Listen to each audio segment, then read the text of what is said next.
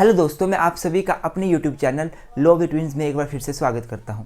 तो आज की इस वीडियो में हम लोग डिस्कस करेंगे इन्वायरमेंटल लॉ के लिए। हम इन्वायरमेंटल लॉ के बारे में पूरा पढ़ेंगे, इसका एक रिवीजन सेशन ये रहेगा। आपको बता दूं, ये एक डेमो लेक्चर है, कुछ टाइम का लेक्चर रहेगा यूट्यूब पे। उसके बाद अगर आप एक कंप्लीट लेक्चर देखना चाहते हैं तो आप हमारी एप्लीकेशन के थ्रू इस लेक्चर को देख सकते हैं। वो पेड लेक्चर रहेगा, लेकिन हाँ काफ़ी एक अफोर्डेबल कॉस्ट रहेगी।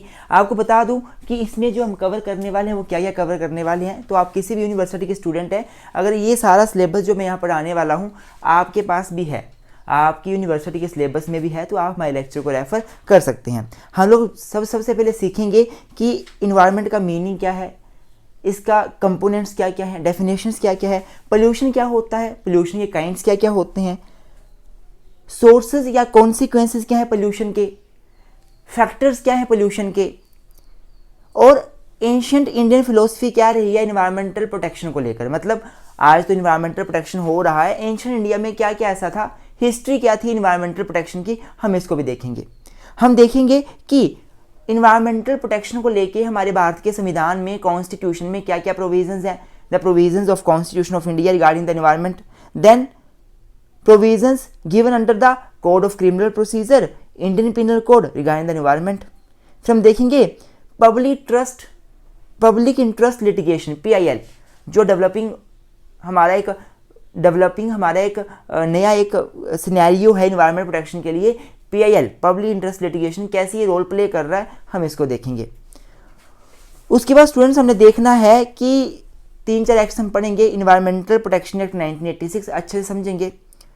The air prevention and control of pollution act 1981, इसको समझेंगे। Water prevention and control of pollution act 1974 को समझेंगे। फॉरेस्ट एक्ट 1927 को देखेंगे।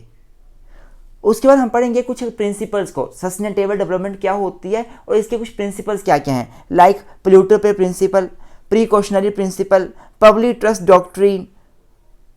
उसके बाद हम देखेंगे नेशनल ग्रीन लॉ ट्रिब्यूनल के बारे में, क्या है, इसकी कंपोजिशन क्या है, इसकी पावर्स क्या है, इसके फंक्शंस क्या है।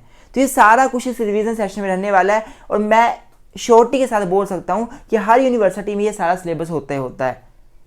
इससे ज़्यादा थोड़ा कुछ यूनिवर्सिटी में वाइल्ड लाइफ प्रोटेक्शन एक्ट भी दे दिया जाता है, नॉइज पोल्यूशन भी दे दिया जाता है, लेकिन हाँ हम वो नहीं पढ़ेंगे पर बाकी सब कुछ पढ़ेंगे। तो अबाउट अगर आप के पास ये सिलेबस नहीं है फिर भी आपका 80% सिलेबस तो खत्म हो ही जाएगा हमारे इस पूरे सिलेबस से। तो आइए दोस्तों, आज का रिवीजन सेशन शुरू करते हैं।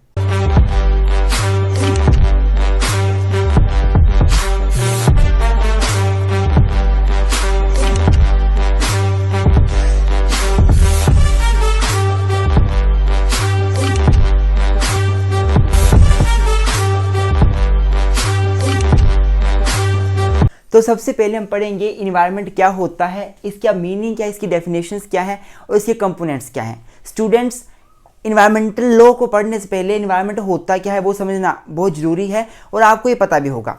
तो स्टूडेंट्स, अगर मैं इंट्रोडक्शन की बात करूँ तो environment is nothing but basically everything which surrounds us, जो हमें चारों तरफ घेर के बैठी है, जो चीज़ें भी जो हमारे सराउंडिंग में है उसे इन्वायरमेंट बोलते हैं। हमारे आसपास पेड़ पौधे पाए जाते हैं, मैं यहाँ पे खड़ा हूँ, मेरे आसपास हवा है, यहाँ सामान है काफ़ी गिरा हुआ, यहाँ काफ़ी ज़्यादा जो है वो थिंग्स पड़ी हुई हैं, कुछ लिविंग है कुछ नॉन लिविंग भी हैं। सामने मुनीसर बैठे हुए हैं वो लिविंग हैं, सामने जो वो बैग है वो नॉन लिविंग है। तो जितनी भी चीज़ें हमारे चारों तरफ पाई जाती हैं दैट इज़ इन्वायरमेंट, यही इन्वायरमेंट है। इन्वायरमेंट का मतलब everything that surrounds us, everything which is surrounding us, जो हमारे आसपास है वो इन्वायरमेंट है। जो आसपास चीज़ें होती हैं वो दो प्रकार की हो सकती हैं, वो लिविंग भी हो सकती हैं जिनमें जान है, वो नॉन लिविंग भी हो सकती हैं जिनमें जान नहीं होती। लिविंग में ह्यूमन बींग्स आ जाएंगे, एनिमल्स आ जाएंगे, इवन जो हमारे छोटे मोटे ऑर्गेनिजम्स हैं, माइक्रो ऑर्गेनिज्म, वो सारे आ जाएंगे। और नॉन लिविंग में हमारे पेड़ पौधे आ जाएंगे जो सांस नहीं ले सकते, हमारे डिफरेंट चीज़ें आ जाएंगी, इंडस्ट्रीज़ आ जाएंगी, हमारी फैक्ट्रीज आ जाएंगी, वो नॉन लिविंग में। तो जो चीज़ें हमारी चारों तरफ पाई जाती हैं वो इन्वायरमेंट है। मीनिंग की बात करूं, जनरल मीनिंग तो मैंने आपको बता दिया कि environment means everything which surrounds us. Environment का सिंपल सा मतलब है जो चारों तरफ हमें घेरे बैठे हैं, everything, whether they are living, whether they are non living, whether they are abiotic, और बायोटिक मतलब वही है लिविंग नॉन लिविंग। तो ये सारी चीज़ें इन्वायरमेंट है। अगर मैं एटिमोलॉजिकल मीनिंग की बात करूं कि इन्वायरमेंट वर्ड आया कहां से, तो बच्चों ये वर्ड फ्रेंच वर्ड से आया हुआ है। फ्रेंच वर्ड है इन्वायरोनिया। इन्वायरोनिया इससे मिलके बना है, और इन्वायरोनिया का मतलब होता है सराउंड्स, जो हमारे चारों ओर है उसको हम बोलते हैं उसको हम बोलते हैं बेसिकली इन्वायरोनिया। फ्रेंच वर्ड इन्वायरोनिया, the word environment is derived from the French word environia which means surrounds. Therefore environment means everything which surrounds us. हर कुछ जो हमारे चारों तरफ हमें घेरे खड़ा है, चाहे चारों तरफ हमारी हवा है, पेड़ है, पौधे हैं, फैक्ट्रीज है, कंपनीज हैं, इंडस्ट्रीज हैं, ह्यूमन बींग्स हैं, एनिमल्स हैं, जीव जंतु हैं, जितने भी लोग हमें घेर के खड़े हैं वो इन्वायरमेंट है। आई होप आपको समझ आ रहा होगा इन्वायरमेंट क्या है। अब इन्वायरमेंट की डेफिनेशंस की बात करूं मैं तो कैसे इसको डिफाइन किया जाता है, तो एक हमारे स्कॉलर है E.I. रोज। E.I. रोज क्या बोलते हैं, बिल्कुल सिंपल सी बात, इन्वायरमेंट का मतलब है सारी एक्सटर्नल फोर्सेस, सभी की सभी एक्सटर्नल फोर्सेस दैट इन्फ्लुएंस अस, जो हमारे ऊपर इन्फ्लुएंस करती हैं।